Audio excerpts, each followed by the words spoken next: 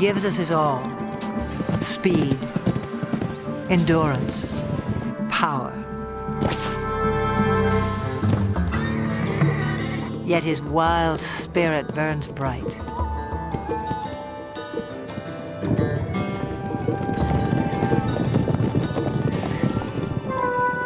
Spark of ancient myth, pride of king and conqueror. He was the backbone of civilization. History was forged to the beat of his hooves. Even now, he still lays claim to the heart, with all the bold beauty that is the horse.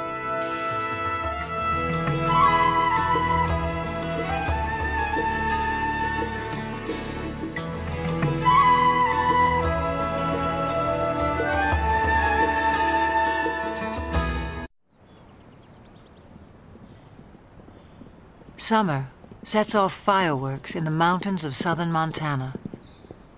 Spurred by heat and hunger, wild horses converge on the cool green heights, and sparks begin to fly.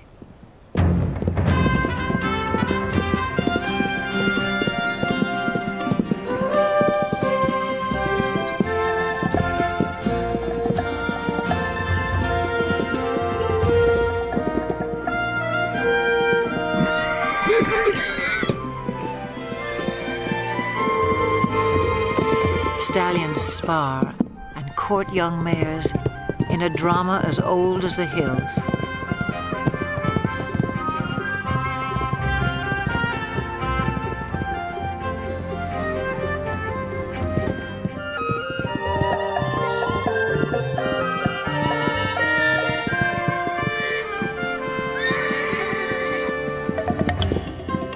The Mustang has become a symbol of the American West. But some say he's a newcomer to these parts, even a trespasser. The truth is tangled in the long and winding history of his kind. It began some 60 million years ago in the forests of North America. Living on leaves, a creature the size of a fox walks the underbrush on padded toes. In time, forests give way to grassy plains. Legs grow long and toes become nimble hooves in a body built for speed. About 1 million years ago, the first true horses spread across land bridges to Asia and Europe. Their numbers swell, then slowly decline, perhaps due to climate change or the impact of a two-legged predator. To Ice Age hunters, the herds must have seemed inexhaustible, but by 8,000 years ago, horses were extinct in the Americas and dwindling elsewhere into memory and myth.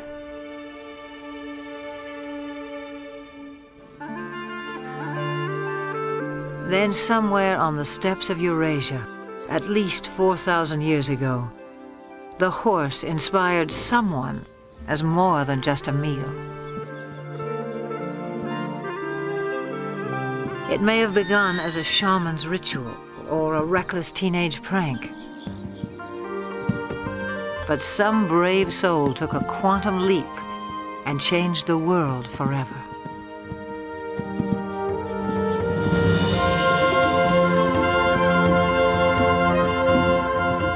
The horse utterly changed our sense of distance and speed.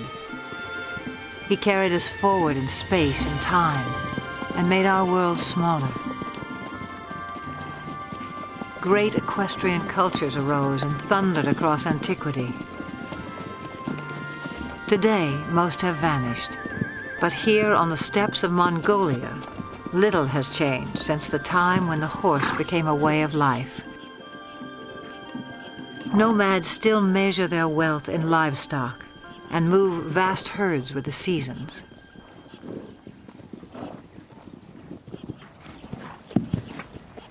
Small but hardy, Mongolian horses endure a harsh climate and grow a thick winter coat. When pasture is meager, they can survive on very little.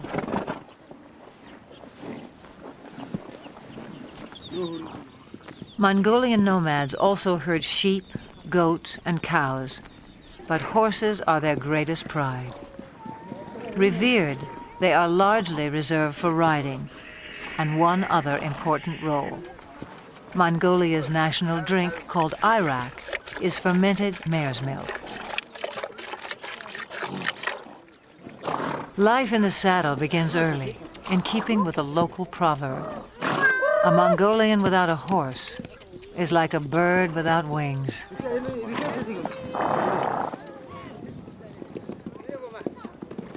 In July, thousands of nomads set up camp on the edge of the capital city, Ulaanbaatar.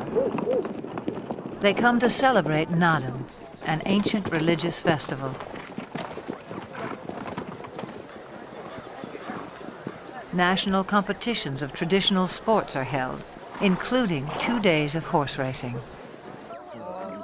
One of the country's top horse breeders, Hang Medic, traveled over a week to take part in what will be his 30th Naadam.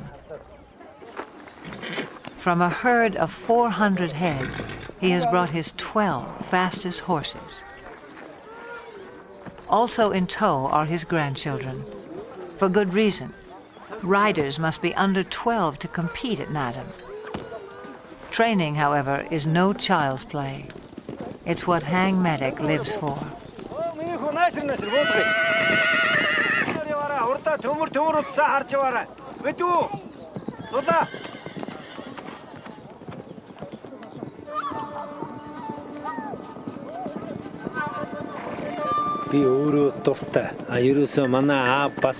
Horse training is a passion. My father was a great trainer, and he passed that on to me. It's the same for most Mongolian people. We compete at Naadam to see who has the best horse, and because we're so proud of our horses. A fine racehorse is a symbol of good luck and happiness.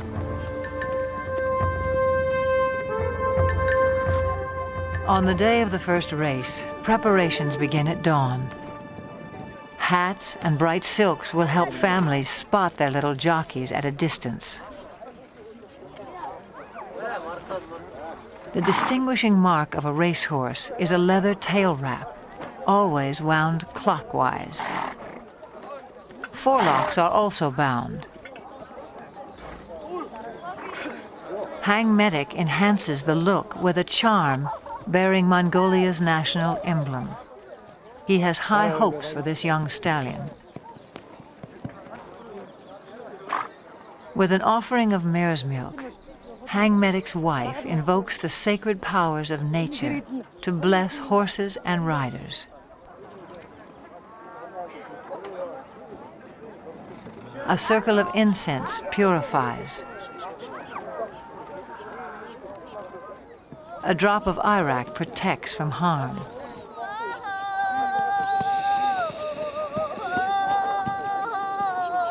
An ancient Buddhist chant rings out for luck.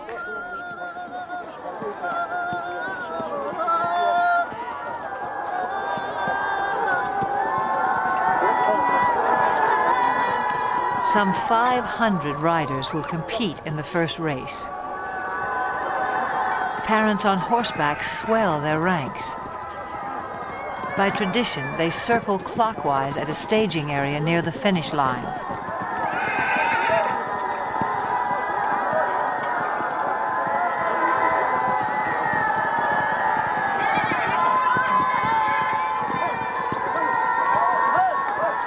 But the running of the race is not yet at hand. The starting point lies more than 15 miles away in the open steppe. To reach that point at a walk will take the racers some 3 hours, which leaves time to kill for everyone else. Nomads like Hang Medic take the moment to catch up with old friends and trading partners. For people who live much of the year in relative isolation, there's also the irresistible allure of new faces.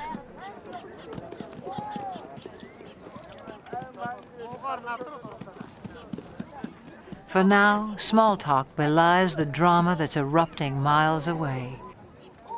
As 500 horses reach the starting point, and the race begins.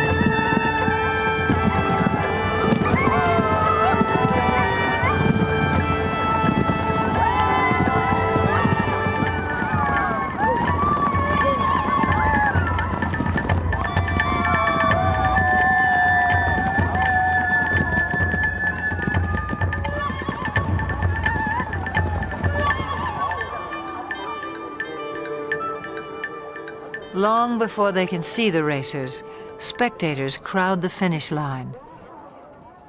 According to myth, the dust kicked up by winning horses showers happiness and prosperity on all those it touches.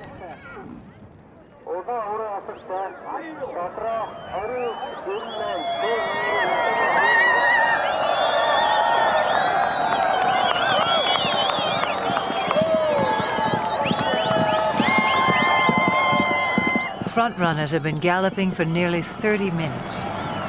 By Western standards, this might qualify as an extreme sport. But these are the descendants of Genghis Khan, who forged the largest land empire ever known on horseback.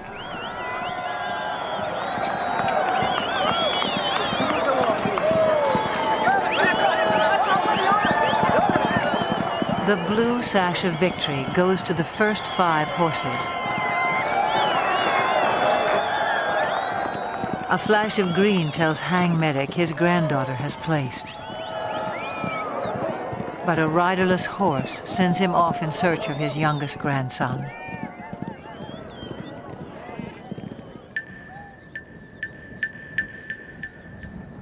After an initial flurry, racers trickle in for another hour.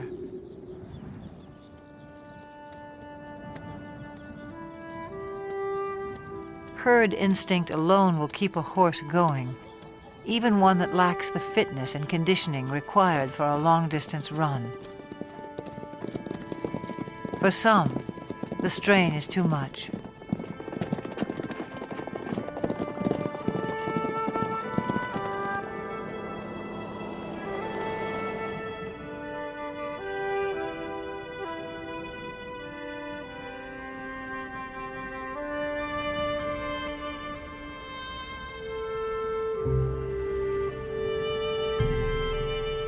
When a horse dies on the racetrack, the trainer is dishonored.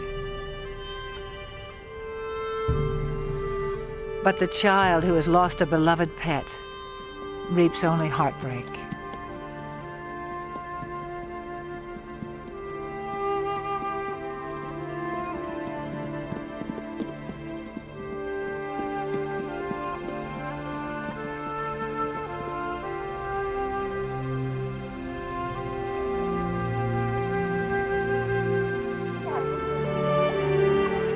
A fall near the starting point dashed the hopes of Hang Medic's grandson.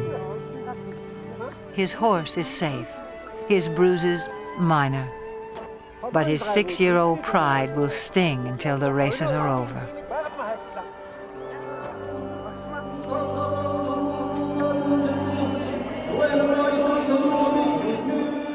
Nadam concludes in the National Stadium.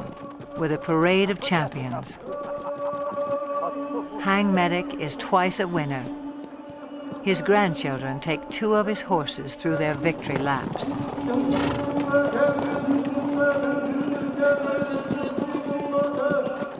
A herald sings the praises of the winning horses. Medals and mare's milk do them honor.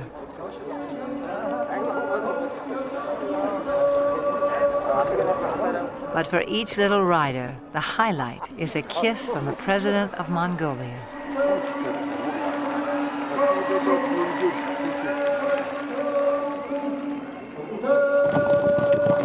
No other nation makes more of the horse.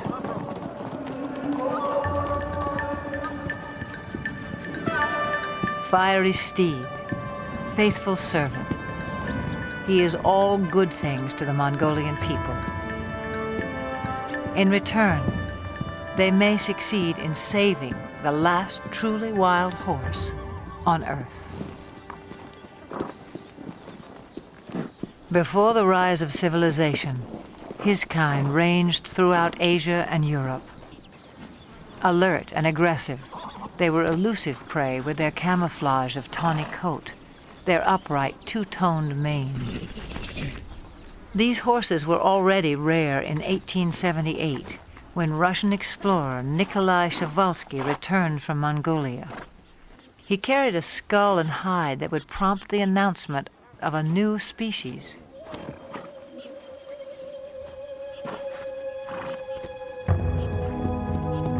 In a race for specimens, stallions were slaughtered to subdue mares. Mares were killed to secure foals. Dozens died en route to zoos and animal collectors in the West.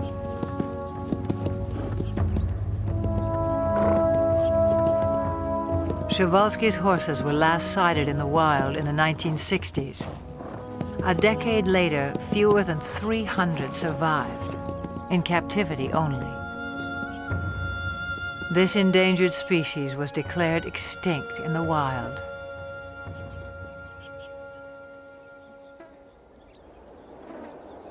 In 1992, 16 Przewalski horses from European reserves touched down in Ulaanbaatar. Their journey was the crowning achievement of Dutch conservationists and Mongolian authorities. Transports were blessed with mare's milk as the horses arrived at a nature reserve established in their honor. The homecoming delighted local people. Their name for the horses is Taki. The word also means spirit.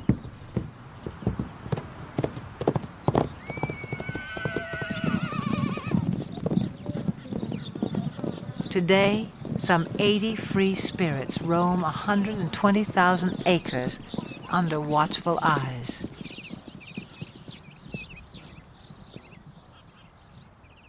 Park rangers closely track the animal's health and behavior. Breeding success is high. 2 generations have been born in the reserve. To increase the gene pool, horses are still brought in from the West. But prospects for a self-sustaining population are promising. Mongolia's preservation of the Taki seems a fitting tribute to an animal who has given us so much.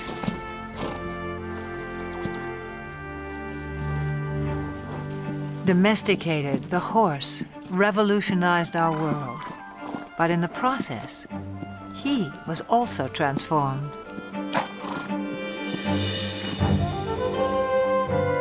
The legendary Arab is just one of more than 150 breeds, some honed for work, some for sport, others for sheer show.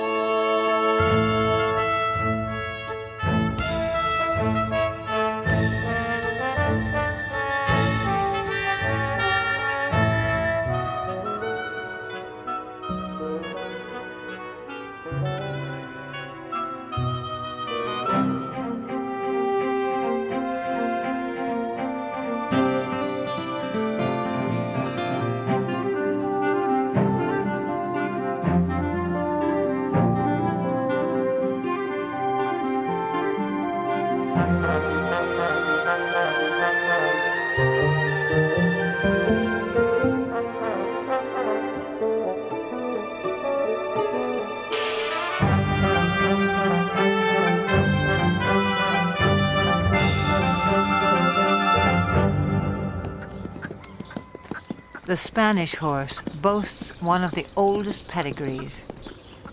His speed and stamina were praised by the Romans. The famous Spanish riding school in Vienna was founded in his name.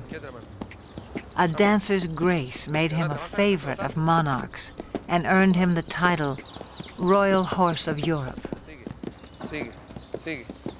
Today, he inspires a new generation. At the Royal Andalusian School of Equestrian Art in the town of Jerez in southern Spain. Few gain admission here. Only first-rate horses, trainers, and students. A strict curriculum has produced several Olympic competitors. The school also keeps tradition alive. Once a week, the public is invited in to enjoy the splendors of another age. In 18th century costume, riders recreate the height of classical horsemanship as it was practiced throughout the courts of Europe.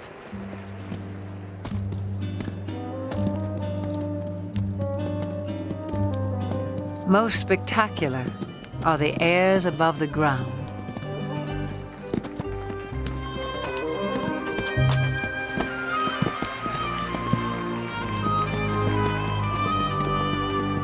Horses naturally leap and kick when fighting. Centuries ago, cavalry mounts were trained to perform these moves in battle.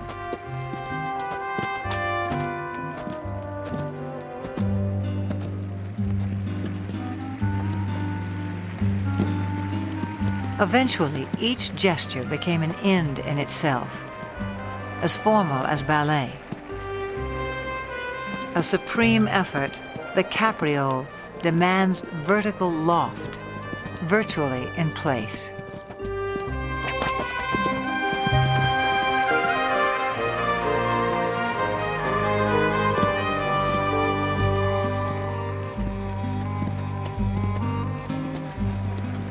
Few can perform this exacting dance with the power and precision of the Spanish horse.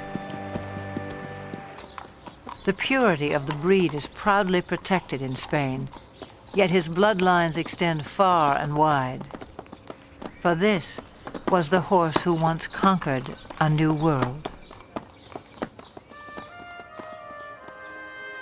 Some 500 years ago, Spanish explorers rode upon the shores of the Americas. Some native people mistook man and mount for a single fearsome creature. But soon they would make the horse their own.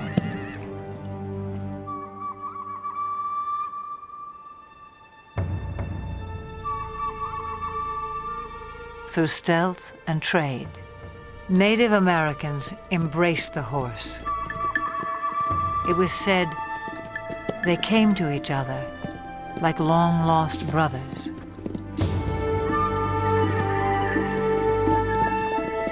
Some called him Sky Dog. He opened vast horizons in this life and haunted their visions of the afterlife.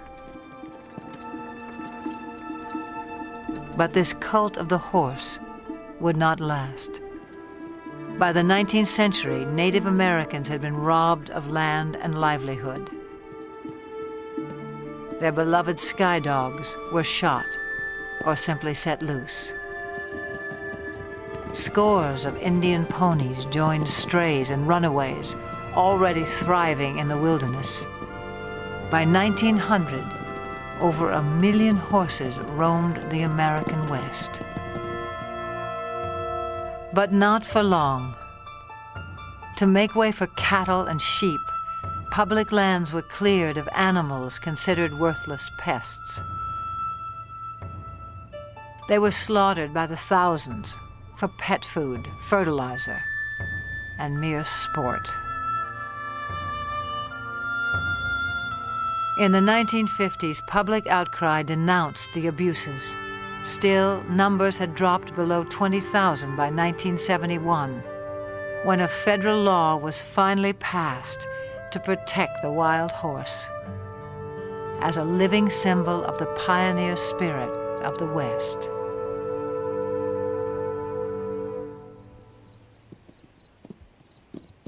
Today, the Bureau of Land Management oversees some 45,000 horses on public lands in 10 states.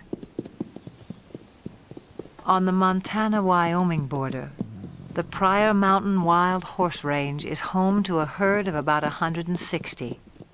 Most live in small family groups of several mares, their foals, and a single dominant stallion. His role is to guard his harem and protect his growing offspring.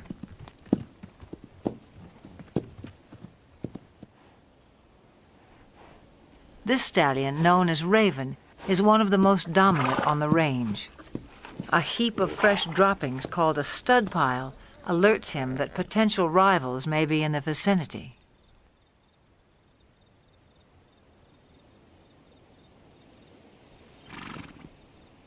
A band of young bachelor stallions prompts Raven to move his family to a safe distance.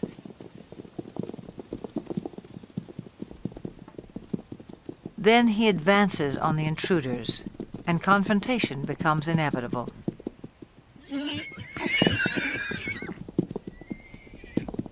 Raven may be outnumbered, but at 10 years old, his maturity and experience give him the advantage.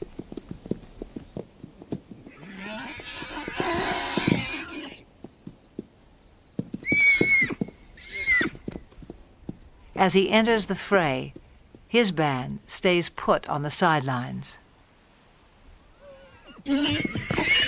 Most clashes between stallions are more about asserting rank than inflicting harm, and serious injuries are rare.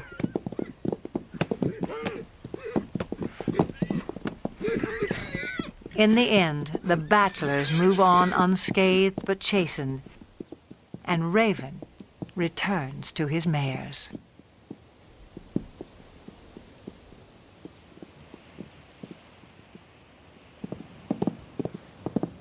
Occasionally, even mature stallions form alliances.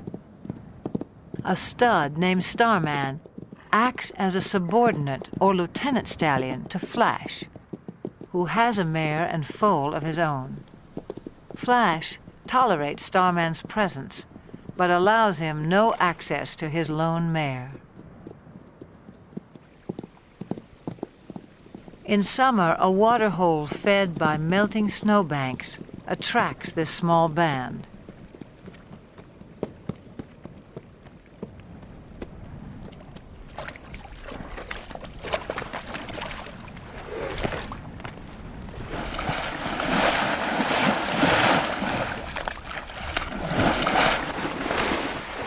The mare enjoys a soothing mud bath, while her 3-month-old foal plays with the idea. But for now, the water holds no appeal for Flash's lieutenant stallion. Starman picks up the scent of another mare and sets off in hot pursuit. The mare's yearling son tries to intercept Starman, but fails to impress such a mature stallion.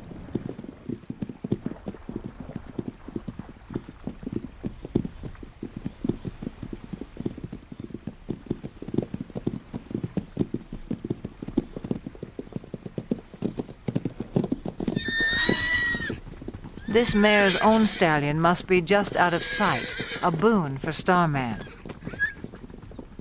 Still, she rejects his advances.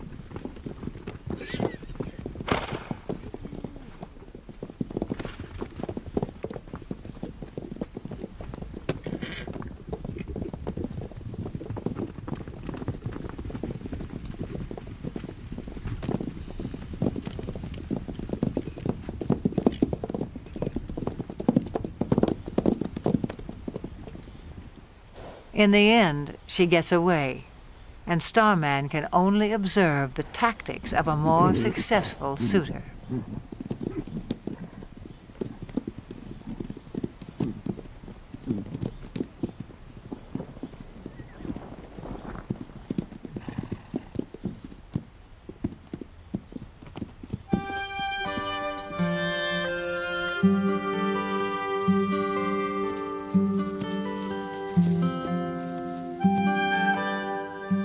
times, the Pryor Mountains seem heaven on earth for horses.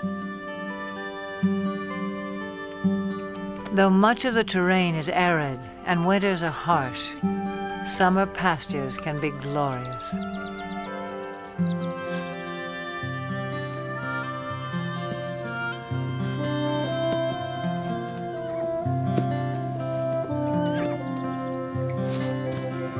The horses have few predators to fear. Most were eliminated by ranching and land development. With high fertility rates, the horses' numbers can increase by 10, even 20% a year. And that means trouble in paradise.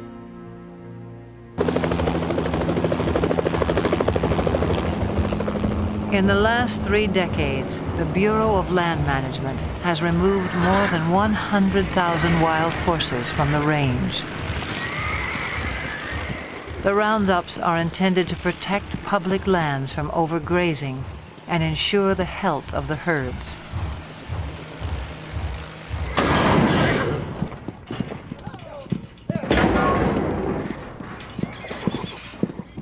Excess animals are placed in adoption programs, but supply far exceeds public demand. Horses deemed unadoptable live out their days in holding pens. Even now, the fate of America's wild horses remains an open-ended question.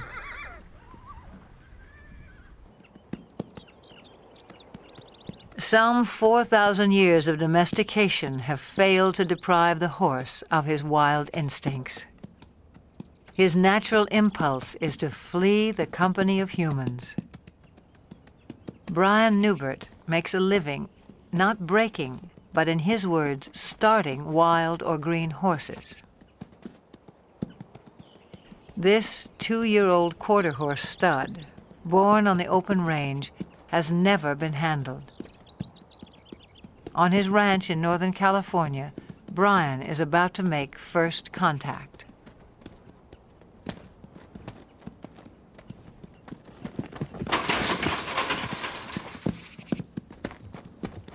Brian will chase the horse until he turns to face his pursuer. The goal is capture the animal's attention and keep it. I'll ask again. Good. Now let's see if he leaves with his hindquarters or if he leaves with the whole horse. See, here's the first little part is going to happen here in just a second, I think.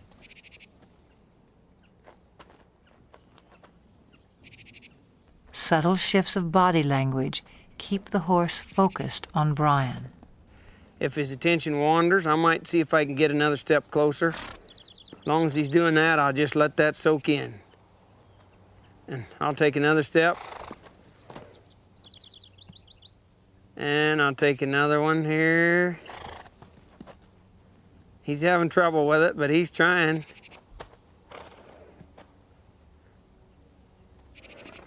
He's gonna have to leave here pretty soon. And I'll try to direct him back. There, he adjusted in the rear quarters. That's what I'm gonna need here.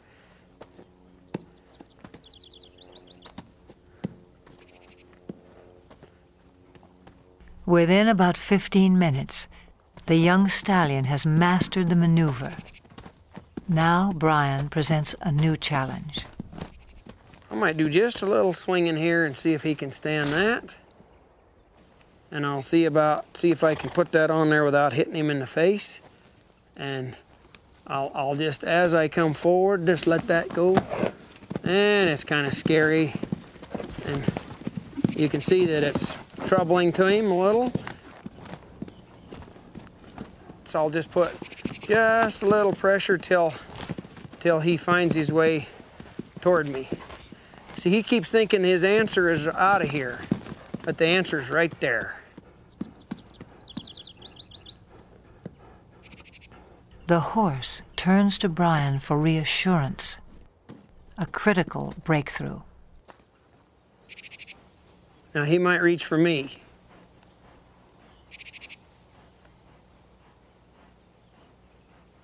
Let's see if... He come in here, I'll see if I can get another half a step without scaring him. See how he's reaching for me? Now here's a spot where you want to watch their ears, because some of them they'll take a run at you. Now I'll just wait here till he reaches. Like that. See him smelling me instead of... There's the second time he's ever been touched by a human, or he touched a human, I guess, instead of...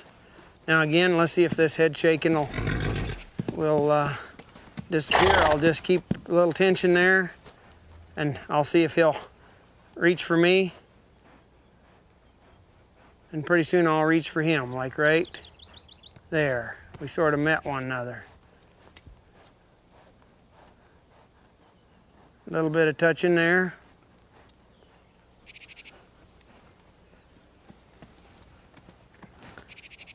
A little bit more here. See, he's finding out he can touch me and reach for me now. In a horse, there's a spot in there where they can just turn loose emotionally. You can see in their eye and their face a change that comes over them. And they'll begin to drop their head and their eyes will soften, and you can just see that they're beginning to trust you. And then you can move right on and really advance then. I'll get my weight shifted back. He's feeling a whole lot better about things now. He's finding out I can touch him and he won't get hurt.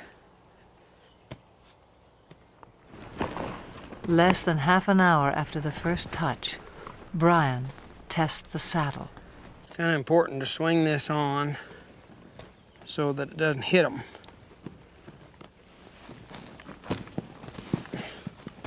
So this grab will gradually just lays right over on their back like that. I don't mind seeing one buck with the saddle, because being a prey animal, that's his responsibility to not let anything stay up there. That's where the predator has the best advantage. If he can get above and stay with them, then he can have himself a meal. Pretty dreamy now, but we'll see what he's like when he feels that saddle on there. I'd rather he test the saddle out before I get on than after I get up there. Now I'm gonna move him off, but ever so softly, if I can. I'm not trying to make him buck.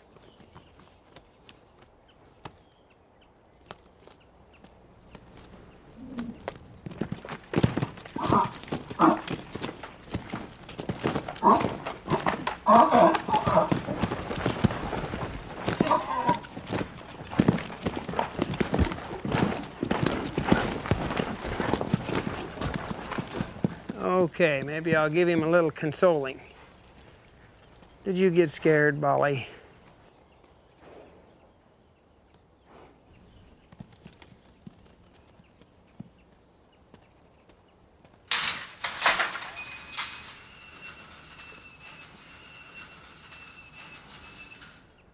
It's been less than 2 hours since Brian began work, a fairly routine first session.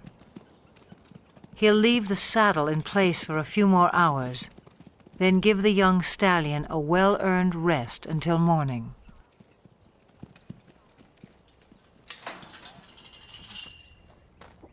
Yesterday's fear gives way to recognition and trust. Today will be another turning point. Social animals feel safest in a group. As a comfort to the young stallion, Brian has corralled several other horses.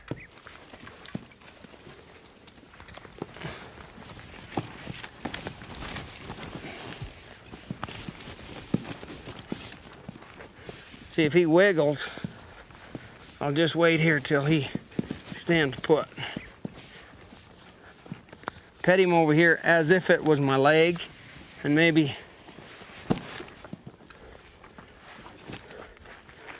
get myself kind of set here before he gets untracked. I might let him go right out that way. And I'll just ask him to go. If he gets set, if he gets scared, wants to run, I'll just try to go with him.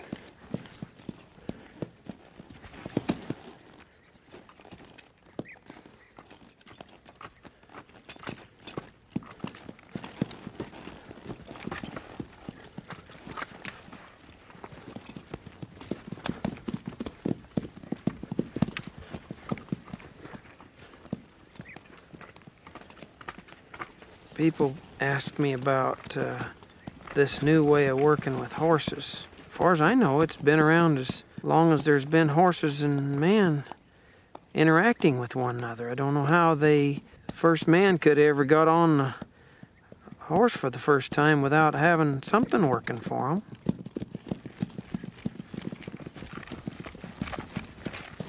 I'll get a little bolder as he gets a little more confidence. I'll ask him here to come back to me with this rein a little, and he did. The young stallion's first ride lasts no more than 15 minutes and prompts a simple reward.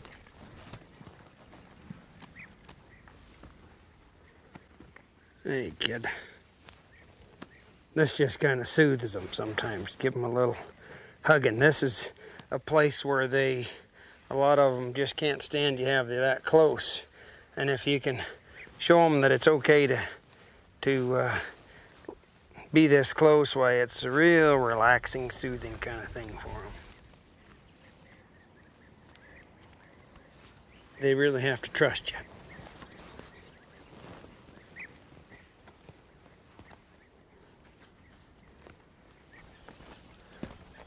By day 3, it's time to abandon the security of the corral. A whole new life is beginning for the young stallion. He gets to trust me a whole lot more today, I see. And Brian is left to ponder an age-old mystery about the nature of horses. I often wondered how in the world would they allow somebody to get up on their back and guide them around. They'll take us miles and miles till they're totally, tired, pull wagons and pack loads and all kinds of things, when actually they could kick us or hurt us or buck us off any time, and yet they'll just work their hearts out for us if it's presented to them in a way that they can understand. Pretty special animal, really. Special indeed. No more than 60 years before the first moon landing, the world was driven by horsepower. Every sector of the economy relied on him. Transport and trade, industry and agriculture. No creature served us better in the building of civilization or its occasional overthrow. For millennia, the war horse prevailed in battle. If not for a horse, would Alexander have been great? Who can imagine Attila the Hun or Napoleon on foot? Over 1 million horses served in World War I. Nearly a third died. In World War II, tens of thousands perished in a battle of bullets and bombs. The age of horsepower was over.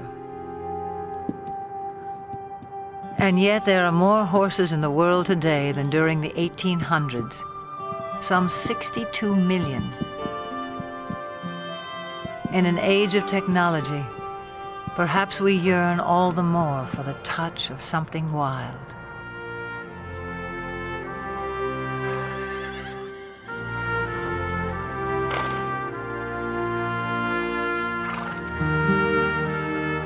The horse is no longer changing our world, but he can still change lives, one at a time.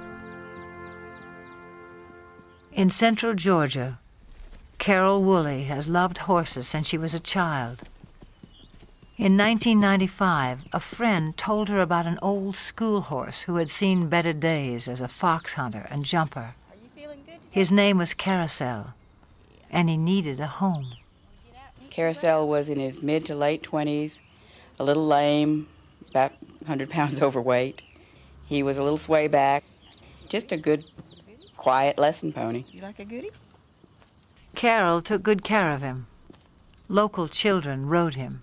Soon, Carousel was a favorite.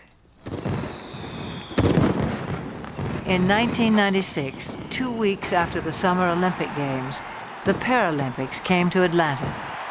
Some 3,500 athletes attended. For the first time, equestrian events were included. 16 nations sent teams. It was up to event organizers to provide horses for 62 athletes with a wide range of disabilities.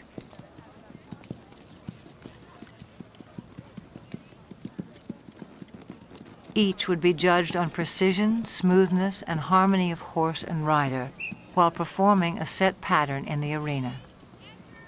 A call went out to horse owners for calm, well-trained mounts. Carol Woolley volunteered 2 of her younger horses, but games officials were desperate for more. She thought twice, then sent for old Carousel as well. After a checkup, he was quickly put to the test. Later in the day, they called him for Denmark, and I met Britta Anderson, who's a very small woman in a wheelchair, and I thought to myself, there's no way she's going to ride this pony.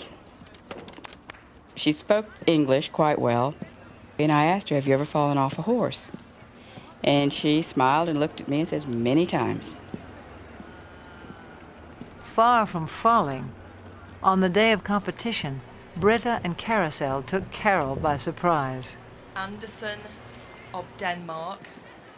Anderson. Britta and Carousel made a connection. He knew exactly what she wanted, and she knew how to get the most out of him. And he loved her. I'm still not sure how she did it, but they were just a perfect match.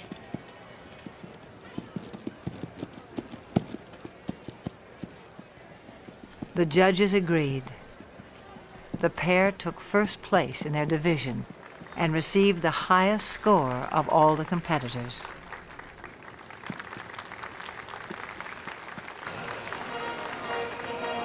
From Denmark, Britta Anderson, riding Midland's Carousel, owned by Carol Woolley.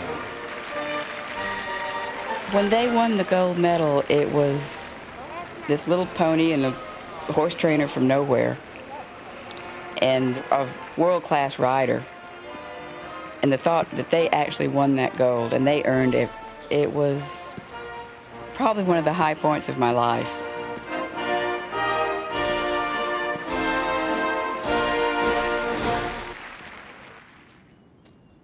By the time she returned home, Carol had decided to start a therapeutic riding school.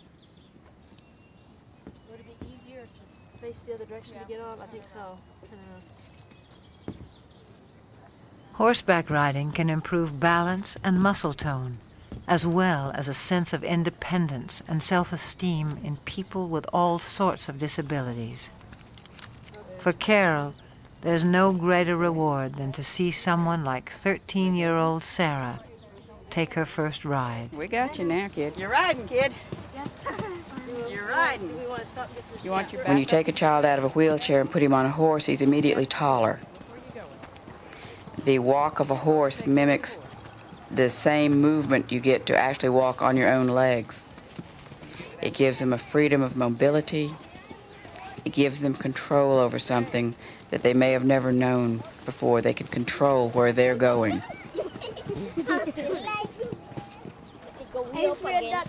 Carol runs the school on grants, donations, and volunteers.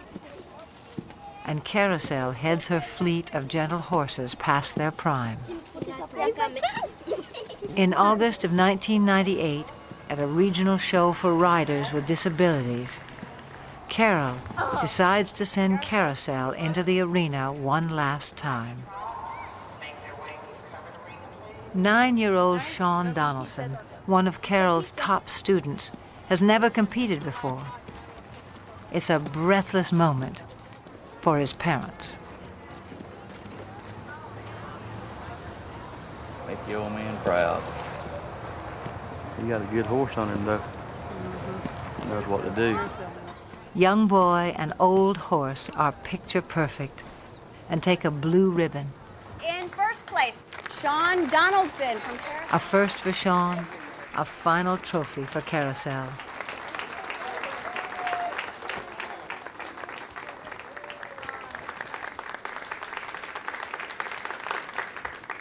The competition concludes with a ceremony.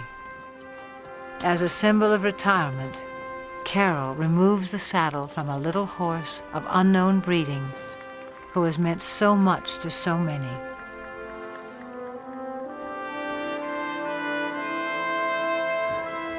To him go the full laurels of a champion. He was quite calm, stood through everything. He halfway, I think, understood that we were doing an honor to him. I was a little surprised that he didn't mind us putting flowers on him. He acted like, well, those were his flowers, this is fine. I think he enjoyed it, really. He wasn't just an old sway-backed horse with a gray face. He was everybody's dream of a horse.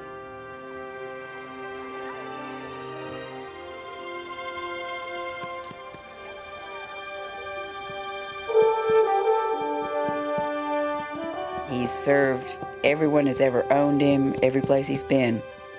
He's done everything we've asked him to do, all of his life. To me, he symbolizes all the horses that have worked hard all their lives and have given us so much pleasure. He's a fairy tale of a horse, but there's probably thousands of them out there just like him. I guess he's the poster child for all of them.